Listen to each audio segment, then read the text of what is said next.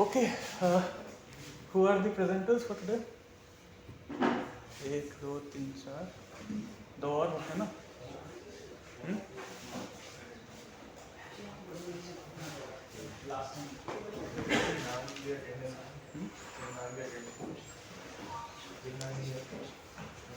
Tutorials we take.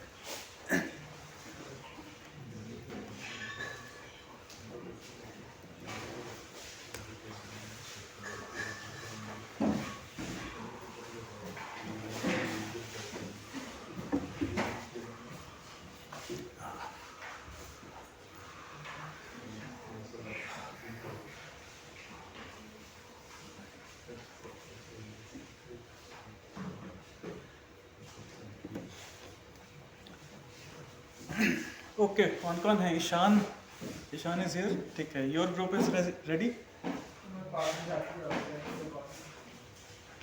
He has gone outside.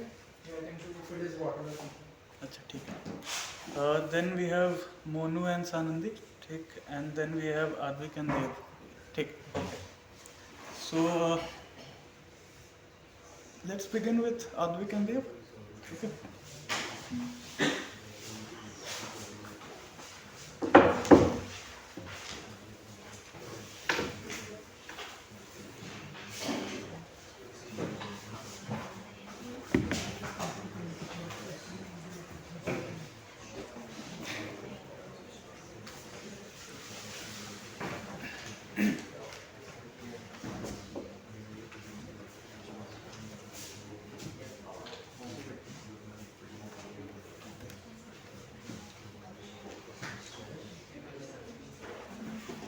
Sure. Yeah, hi everyone, I'm Dev, this is Advik. So, the book we have chosen is one of the earliest works of science fiction that ever mentioned the concept of vehicular time travel. The book we are referring to is the amazing book The Time Machine by H.G. Wells. He was the first to ever come up with the term the time machine, and his novel has not only introduced this concept, it has popularized it to an extent such that it has become a very central theme in the very core of science fiction. It has become a central theme, and it has inspired millions of books. So a little bit about H.G. Wells. H.G. Wells really stands out from his contemporaries. He's bold. He has the audacity to addressing complex and unsettling situations with ease. It really sets him apart from his contemporaries. He's one of the pioneers of science fiction. His work is characterized by bold expression and speculative ideas and social critique.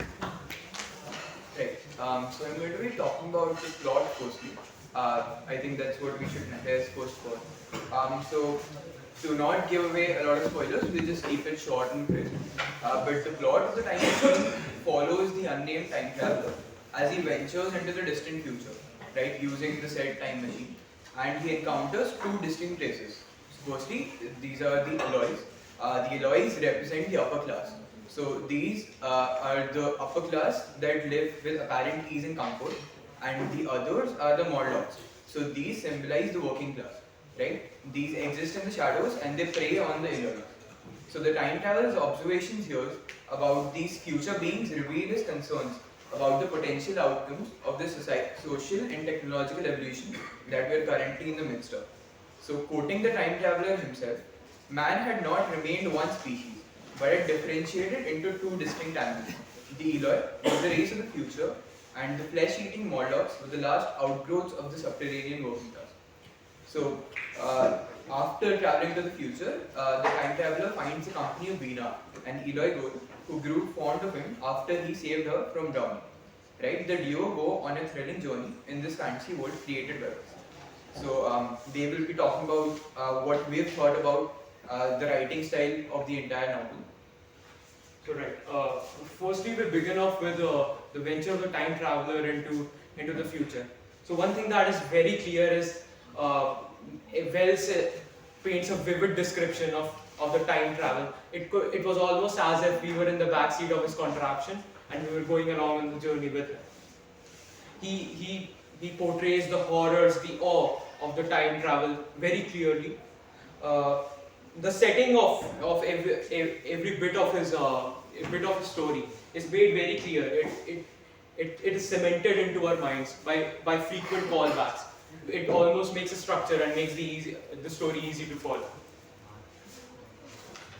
Wells captures the mood of the story brilliantly, be it the eerie appearance of the Morlocks, his frantic pace against their attacks.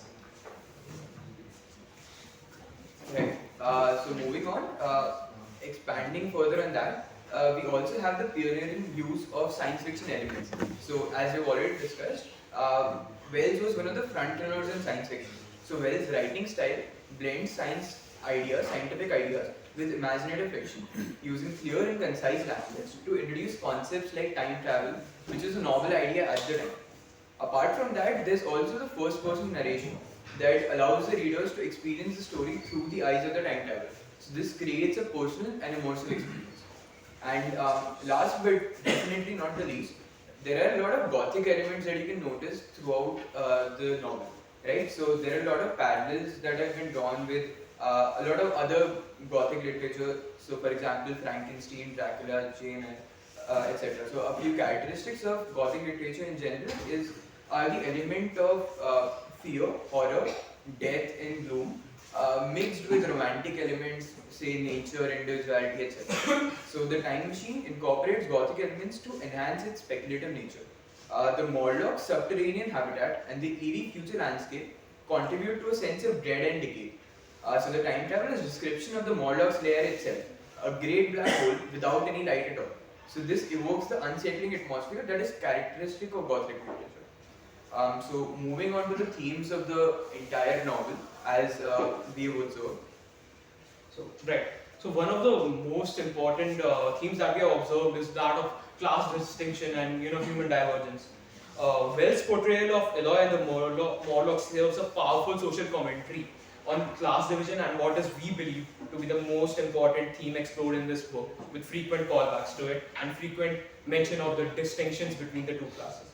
The stark contrast between these two groups highlights the potential consequences of unchecked social divide. If we go on dividing it into several classes, the working class, the so-called aristocracy, I'd like to call it, then it could lead to a very dystopian future in some sense.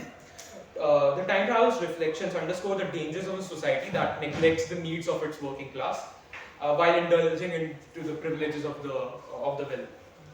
The physical and societal differences that have been portrayed illustrate Wells' concern about long-term effects of social inequality, as I mentioned. The time traveler observed, and I quote him, "What had become of the great institutions of civilization, the ends of all machinery and all organizations?" In this way, the book also serves as a hidden warning. So that was Wells, as I mentioned, he used literature to instigate social change. So in this way, the book also served as a warning. Yeah. Apart from that, apart from the human divergence, there's also the critique of Victorian society in general. So, Victorian society is characterized by the enrichment of knowledge and science, but there's also a stark distinction between the social classes. There's a very strict hierarchy that's followed. So, in the Time Machine, Wells critiques the complacency of Victorian society and its tendency to overlook the consequences of technological progress. So, the novel suggests that without moral and social advancement, technological achievements could lead to dystopian outcomes. And this critique, we feel, is perfectly embodied in the time traveler's quotation. So I quote, the greatness of man has passed his intelligence. His dominion over the earth, all has been forgotten. Moving on, the last theme that we have drawn out of this, or we've observed, is the illusion of utopia. So the apparent utopia of the Eloy's world is an illusion that conceals deeper issues. The initial impression of a perfect society is disrupted by the revelation of the Morlocks, who exploit the Eloy. So we believe that this disillusionment reflects Wells' skepticism about utopian ideals that ignore underlying social problems. So the time travel's realization that the world has become a paradise for the weak, a hell for the strong, highlights the policy of an ideal society built on hidden exploitation. Yeah. So right, these were some outright themes that we observed. Some personal remarks that we would like to leave about the sub themes would be kind of one thing that I observed, that this book explores the very extreme of a dystopian future, in which the most basic Promethean technology, the fire, has also vanished away. This book does a great deal in portraying human insignificance on a cosmic scale as well. And this is an excerpt from the book itself. And I have by me, for my comfort, two strange white flowers, shivered now and brown and flat and brittle, to witness even when mind and strength had gone, gratitude and mutual tenderness still lived on in the heart of man. The flowers here being mentioned were given by Veena to the time traveler and were a symbol of the hope, of the tenderness, as the narrator mentions, that still existed in the heart of man. Right. So moving on, expanding on that, I have three more personal observations that we have drawn. So firstly, it's the permeation of, so there's the entire novel is permeated with images of light and dark, which serve as a common Greek metaphor for knowledge and ignorance. So the Eloi, for instance, being the day dwellers, represent the more positive view of the dystopian society. Whereas, in contrast, we have the dark subterranean Morlocks, right? Secondly, there's also the element of the human mind fearing what it does not understand. So that is apparent, the fear of the unknown is apparent in the instance where the time traveler instinctively developed the fear of the unknown, ghostly creatures whose nature he wasn't aware of, right? And lastly, we also have the element of violence against what we don't empathize with, right? So the time traveler had a violent sentiment against the Morlocks ever since he came to know about their existence. So it wasn't purely self-defense. He had a hostile nature towards them ever since the beginning. And he never had any intent to try and empathize or understand their situation. So that is a very important underlying principle here. Hostility against what we don't understand and a lack of intent to try and find a common ground or mutual understanding. Lastly, we'd like to end with the impact this novel has had on English literature in general, right? So, published in 1895, The Time Machine was groundbreaking in its conceptualization of time travel. So, Wells introduced readers to a futuristic world that stretches the boundaries of imagination and provokes the readers into contemplating the consequences of their actions. The novel's impact is immediate and lasting, that is very clear. Being the first to introduce the time machine, it became sort of a framework upon which every work of science fiction built thereafter. It was really Wells' ability to combine scientific speculation with deep philosophical questions about human nature and societal progress that made the time machine a seminal work that continues to influence science fiction and beyond. Okay, thank you. Dot 10 minutes. Good. Any questions from the hall? Were you guys even listening?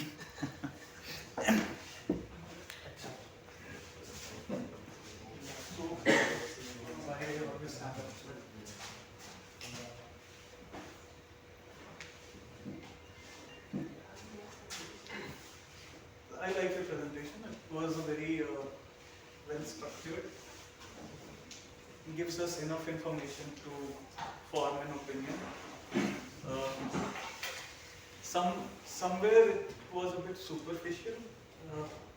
For example, when you start to explain science and fiction, that relationship, that how it came about, the end of the Victorian period, early modernism,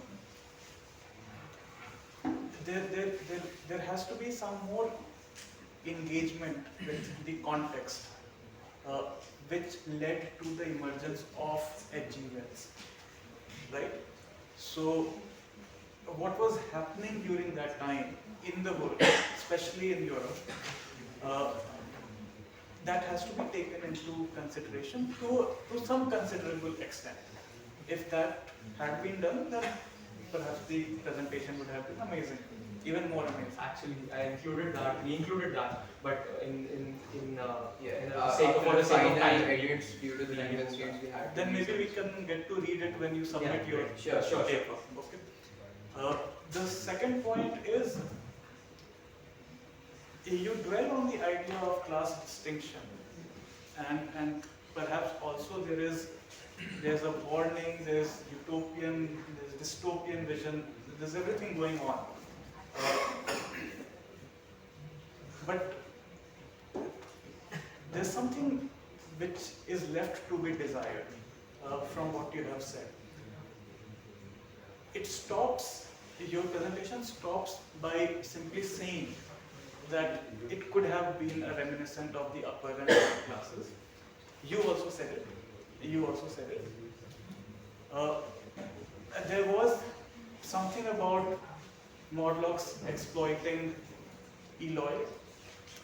I wanted that to be a bit more fleshed out. So, if you're taking class distinction or class struggle as a thematic, then perhaps dwell a little more on bringing out the nuances of that struggle instead of simply telling us that, okay, upper class struggle, whatever.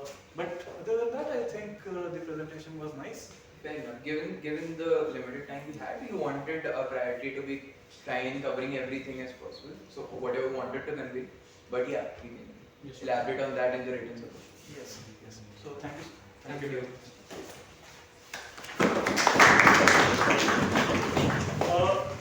Presenters from last Monday are here. I have only received one submission. कौन नहीं किए हैं वो वहाँ पे खाइए जरा. So you have time. आने वाले Thursday तक we should get it. अगर नहीं आएगा तो फिर खत्म. And presenters who are going to present ours, the same deadline applies to you guys also. They get an extension because they were the first presenters. उन्हें पता नहीं था नया Thursday. For you to submit the written text. Okay. Alright, second group.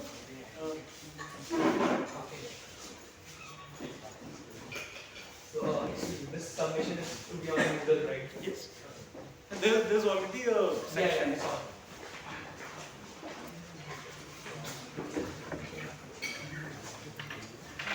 Good evening, everyone. I am Sanandi Naik, and this is my partner Monu. And today we will be giving our analysis of Mahashweta, which is a novel by Sudha Murthy. Sudha Murthy is an acclaimed author, philanthropist, and social worker. She is known for her literary works that often explore societal issues, morality, and human values. In Mahashweta, Murthy delves into societal pressure, personal identity, and resilience through the story of Anupama, a woman facing the stigma of leukoderma. In addition to her literary achievements, she is the chairperson of Infosys Foundation, and she has also received Padma Shri, which recognizes her contributions to both literature and society. The summary of Mahashweta goes as follows. Mahashweta follows the life of Anupama, a beautiful and talented young woman who marries Dr. Anand, who is captivated by her grace. However, their marriage is shaken when Anupama is diagnosed with leukoderma, a condition that causes white patches on her skin. Anand, despite being a doctor, cannot accept her condition. Already in England for his studies, Anand passively allows his mother to send Anupama away. Anupama faces rejection, ridicule, and isolation from society and her in-laws. following which she returns to her village where she endures further humiliation. Despite these hardships, she finds inner strength and courage, moves to Mumbai, where she builds a new life, finds a job, makes friends, eventually embraces a new identity. The title Mahashweta symbolizes purity and inner strength. This reflects Anupama's journey and serves as a powerful commentary on societal attitudes towards beauty and the importance of self-worth. Now I will describe about writing style of Sudha Murthy in Mahashweta. So Murthy's writing is simple and direct, focusing on message-oriented narratives. Her realistic portrait of everyday life and relatable characters makes complex theme accessible, and the novel critiques societal norms, particularly the stigma around the physical appearance, while emphasizing women's empowerment and resilience. Now I will describe about narrative techniques which are used in Mahashweta. Murthy employs a third-person omniscient perspective, providing insight into the thoughts and emotions of multiple characters, mainly Anupama and Anand. Flashbacks provide context to Anupama's character and inspiration, contrasting her vibrant past with her present struggles. Symbolism such as Mahashweta and the Parijat flowers are used in this novel, so which enriches the narratives. The term Parijat flowers reflecting the dual nature of love and love's beauty and its fragility. The term Mahashweta means the great white one in a Sanskrit, which is used by Sudha Murthy in Mahashweta, which reflects the theme of purity and inner strength in contrast to the societal prejudice faced by Anupama. The symbolism is paradoxical in nature. The themes that are covered in this novel are as follows. The first one being one of the themes we've been repeatedly saying, that is beauty and self-worth. This novel critiques society's fixation on physical beauty and its impact on a person's personal worth. Anupama's transformation from being valued for her looks to finding self-worth beyond her appearance highlights the superficial nature of society's judgments. The second theme is stigma and acceptance. This novel addresses the stigma associated with particularly the disease leukoderma and other physical conditions. The story explains how societal prejudices can lead to isolation and rejection, contrasting with the personal journey towards self-acceptance. In the story, once she finds herself on the verge of a cliff and she's about to commit suicide, but she chooses to accept herself the way she is and moves out to Mumbai to restart her life. The third theme is resilience and empowerment. Despite facing severe adversity in societal rejection, she rebuilds her life and demonstrates a strength of human spirit and power of self-determination. This novel also critiques the traditional societal norms and gender roles, particularly the way a woman's worth is often linked to her appearance and marital status, and that of a man's to his professional achievements. Anupama's experiences challenge these norms and advocate for a broader understanding of women empowerment. Her mother-in-law was blunt enough to say that she only had beauty, which is why they allowed her son to get married to her, and now even that is gone. She was willing to accept Anupama earlier in the story, despite her poor background, because she did not want people in the society to criticize that she rejected Anupama only because of a poor background. She later on harasses Anupama, rejects her out of fear as to how the society would react if they find that she has a daughter-in-law with a skin. Now there are many contradictions in the novels. First contradiction being love and superficiality. Example 1 is Anand's love. Dr. Anand initially love for Anupama is shown to be superficial when he abandons her after her diagnosis. This highlights the fragility of love based solely on physical appearance. Second example being Anupama's realization. Anupama's realization that Anand's love was conditional on her beauty marks a critical shift in her journey towards the future and self-empowerment. Second contradiction being the societal perception and realities. First example for it is stigma of leukodema. The contrasts society's irrational prejudice against lipedema, which is with the medical reality that it doesn't define a person's worth. Second example of it is her in-laws' attitude. Anupama's in-laws rejects her after her diagnosis exposes the contradiction in their supposed traditional values. Third contradiction being inner strength versus societal weakness. First example of it is Anupama's growth. Anupama's inner strength is contrasted with society's weakness and hypocrisy. Despite rejection, she reclaims her life, showcasing her resilience. Fourth example, cultural values. The gap between idealization culture values and real world practices is highlighted and emphasizing societal superficiality. Fourth contradiction being tradition versus modernity.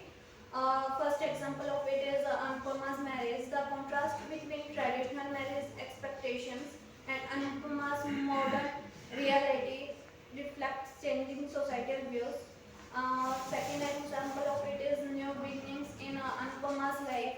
When Anupama's fresh start in the Mumbai changes traditional narratives and shows that identity is not solely tied to marriage. Fifth contradiction which we have in this novel is a contrast between Anupama's life and her sister-in-law's life. Anupama's sister-in-law, who lacks in beauty and values, was still valued and respected in her marriage, and it highlights the superficial nature of societal values. Anupama's abandonment after his diagnosis exposes the hypocrisy and fragility of societal norms.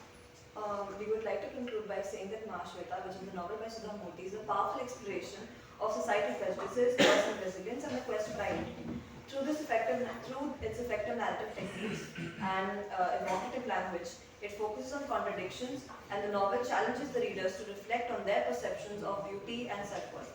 Murthy's ability to weave these elements together creates a narrative that resonates across generations, making Mahashweta a significant contribution to contemporary Indian literature.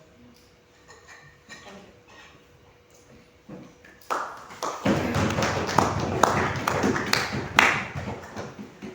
Okay, very well done.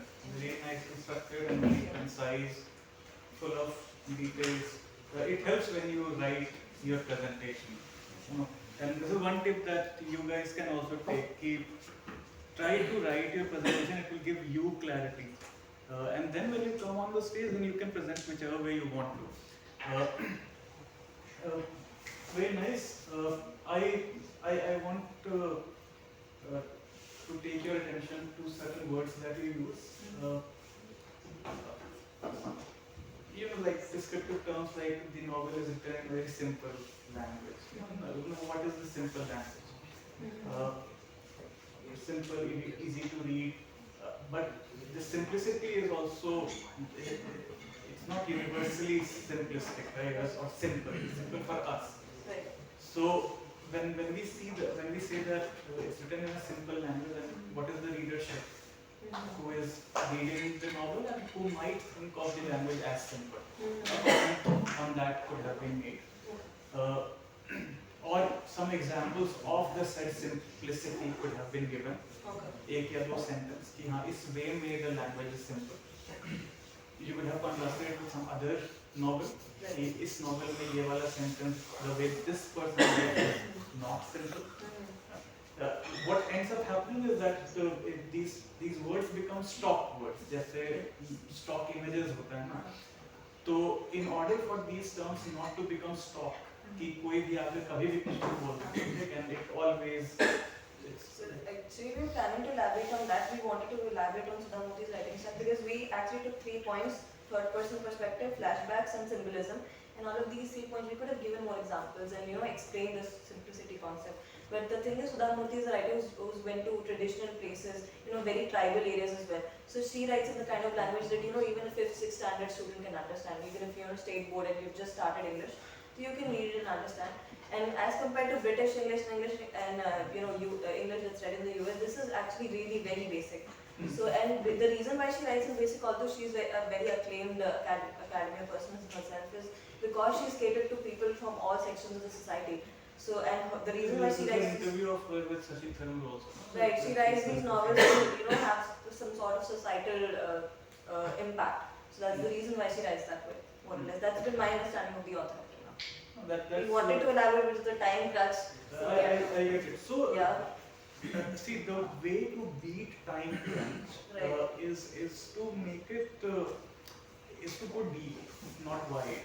So when you go wide, so when you look at 3 themes, and especially when it came to symbolism and lastly contradiction. Right. Like the contradiction part kept on going and going and going. I think there were like 5-6 points that you had highlighted, right?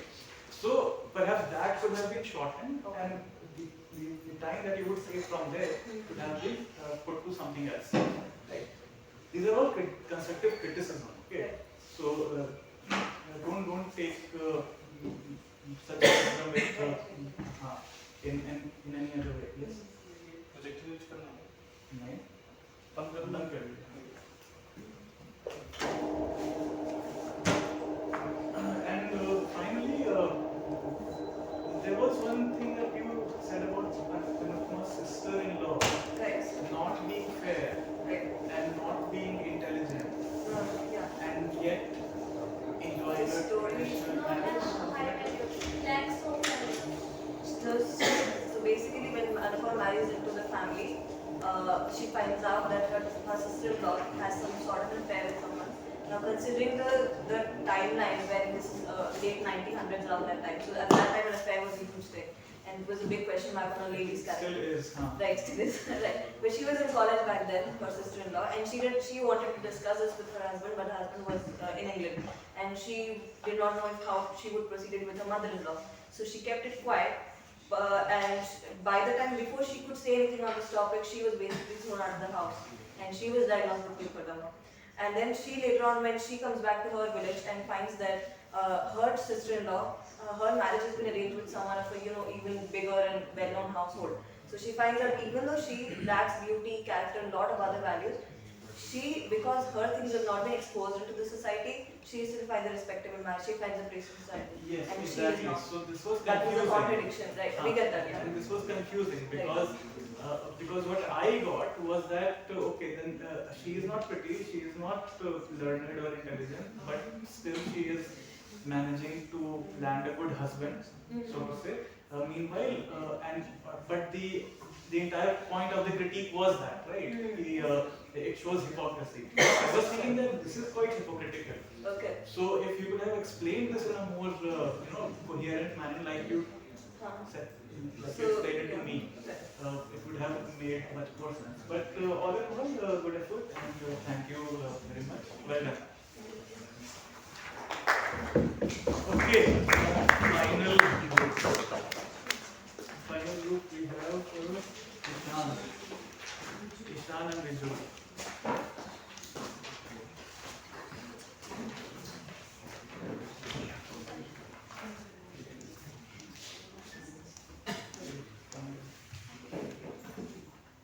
Well, so good evening everyone. Today we'll be talking about our perspective on the book Kite Runner by Khalid Hossaini. It's quite a popular book.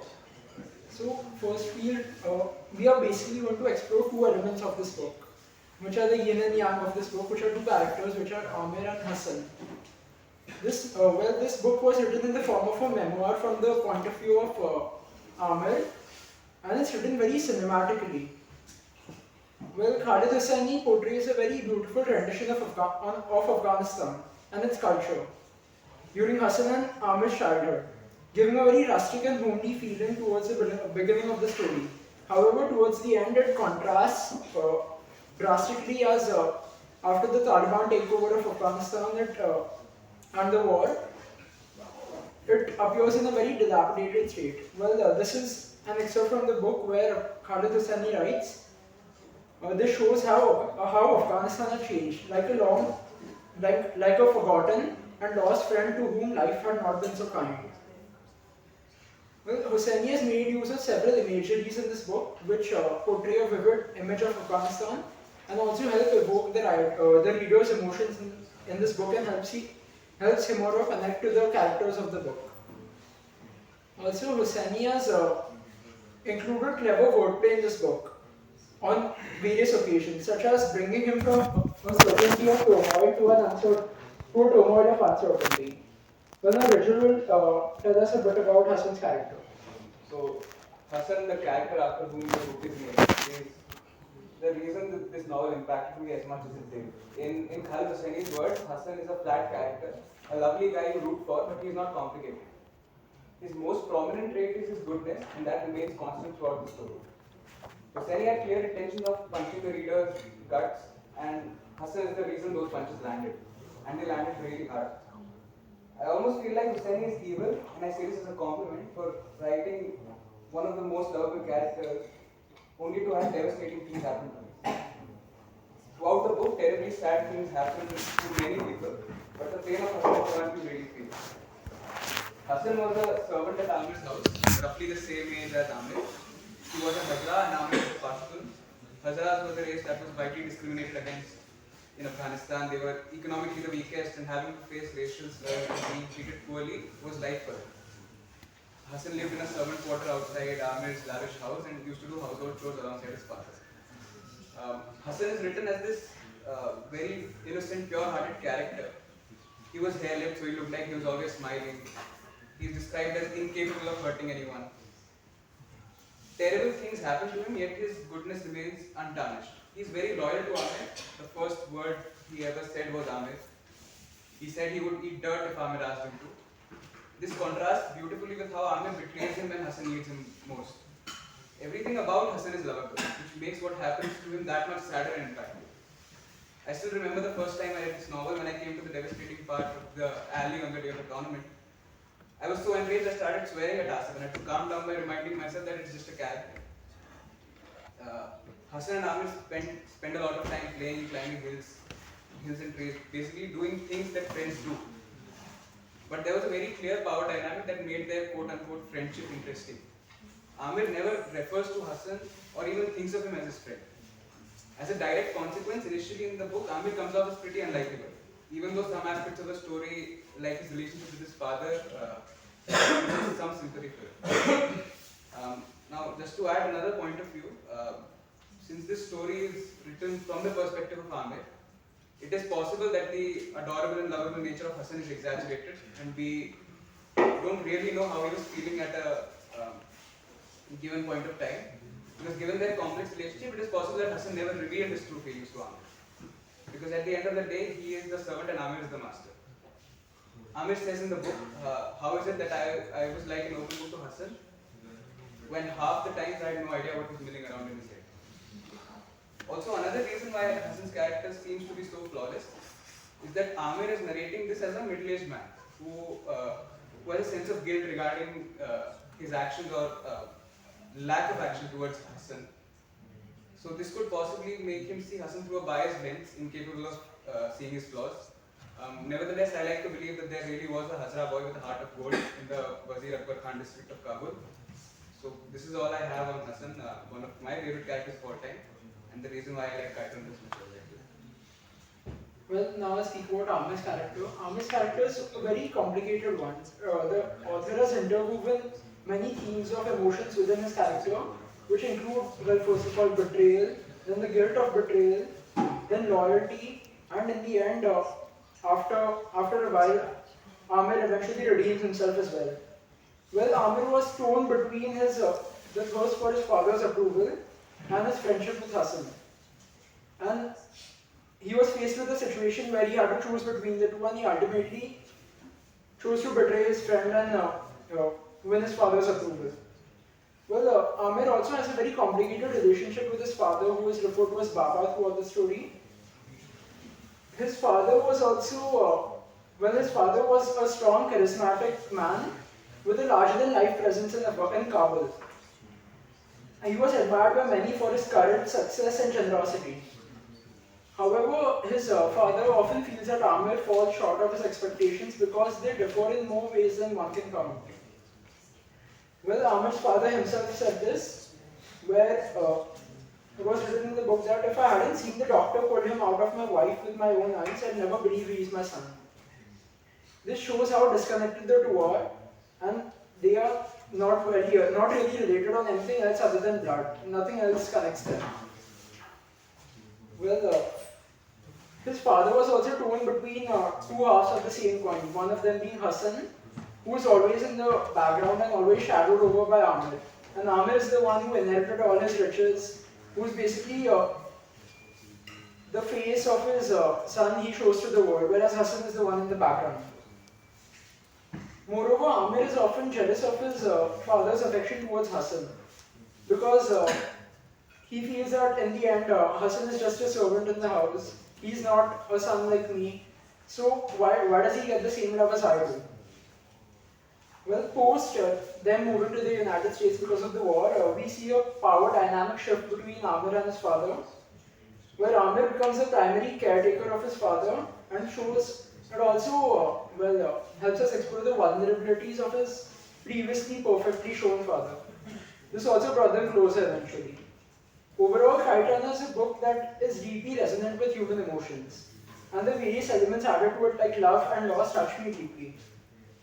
It often questioned me on situations, leaving me to reflect on my own choices as well. Like what would I have done when I would have faced a similar situation like the protagonist did.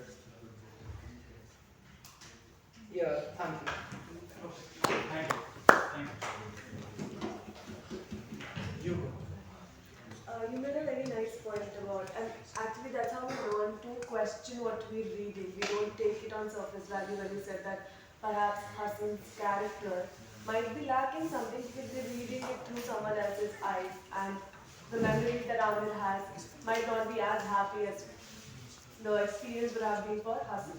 My question is, because I do understand that there's less time to touch upon everything. My question is, how do you think memory plays a part in this, right? Like, we have something to say about memory and how memory like distorts our perception of time, of a place, of an experience, and how usually when we look back, we try to look back through like rosy glasses. And what memory, the role of memory in this narrative, and for Amir per se, right? He comes back to a place because there's a memory of it. So I'm asking, do you have something to say about memory, the role it plays in the book? In general, when we look back at things out, in general, nostalgia is a bittersweet feeling. Even though when we actually felt those feelings, it would have been pretty bad. But when we look back on them, there's a bit of positivity to it. And given that Amir's life had gone downhill so suddenly after the Russian invasion and all of that, so there's a higher chance that when he looks back, he sees he recalls things to be much better than what they actually were. Yeah, and also something that we've been discussing with Stuti for Golden Day. And I think that initial classes when we were discussing, who can be an Indian writer, and in that context when he plays Khalid Hussaini, and then one says that he's actually been for the most of his life living in America, right? He's been writing for an American audience. So it's also about Khalid Hussaini's memory of Afghanistan, right? What sort of a memory does he have of Afghanistan? And is that, there have been questions on Khalid Hussaini, people have reprimanded him sort of for that. They've said that, does he have an authentic memory to be writing about Afghanistan since he's been living for so long in America? These are questions I'm giving you since you presented on this text and you like it. Perhaps it's something you can, go back and if you're interested, you can read more on. So these are only observations and suggestions for you, no questions as such. But yeah, so one can also question the writer, the author's memory of Afghanistan as well. Like, and there have been works that people have criticized him for being placed in America and writing about Afghanistan. There's a lot of literature on that. Perhaps you can discuss it. I don't have any more questions. I think that the presentation was nicely done, and yeah, good work. Thank you.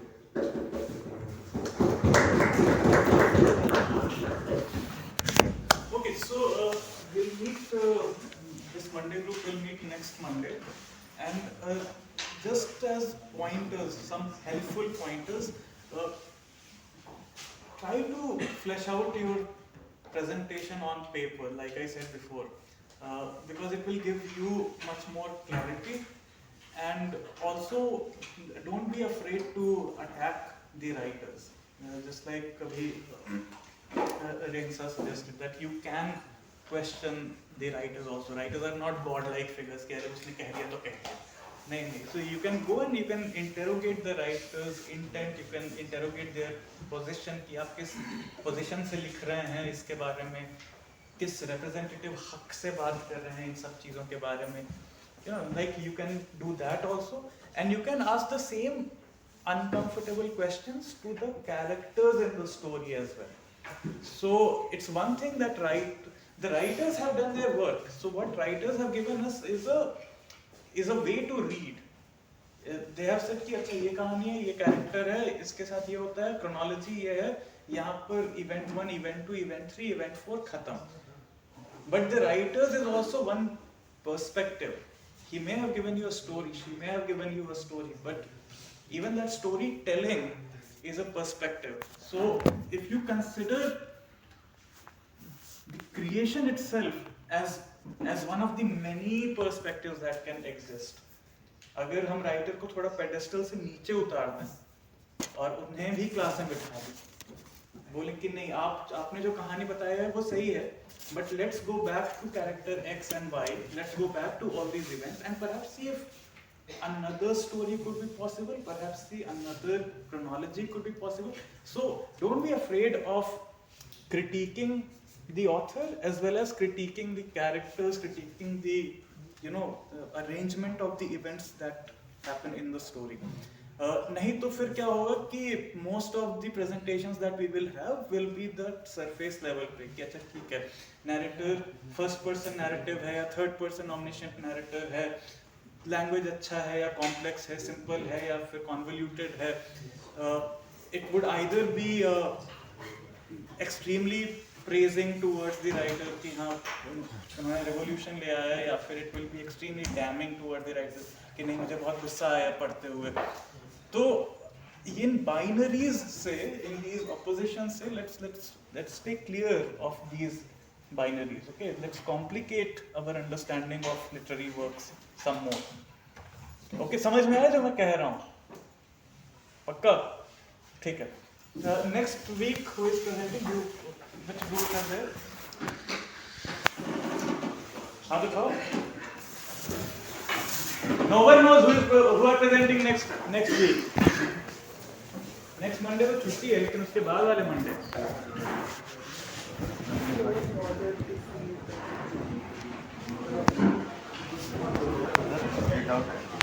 मत बोल, मैं port पे तो हम लोग भी port पर mark करते थे, ध्यान नहीं दे मेरे को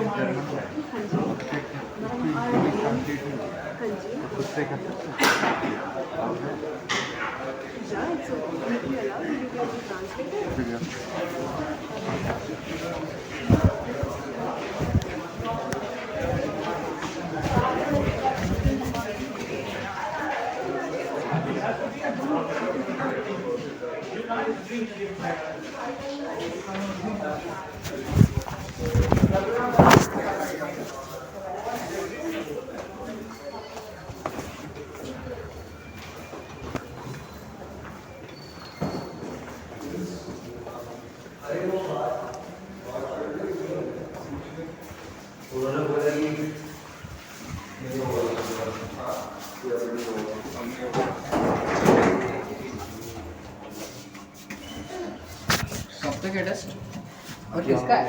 पता नहीं किसका. What do you mean पता नहीं किसका? अरे कोई तो कंपनी